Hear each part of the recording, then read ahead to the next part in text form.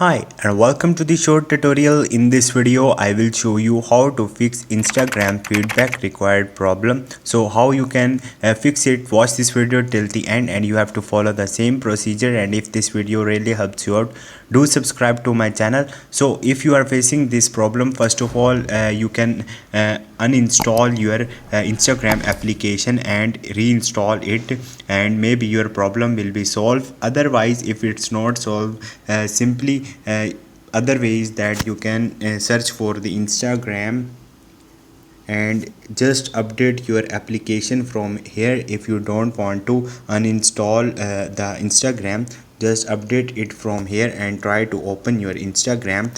One more thing is that you can simply tap while on it and go to the info, and once you will do it, you will see this type of the page. Simply go to the storage and the cache, and you can simply clear your cache and try to login in your Instagram. So these are the ways you can apply to fix this problem. Hope this video will helpful for you. If you have any question, you can ask me in the comment section, and don't forget to subscribe my channel. Thank you.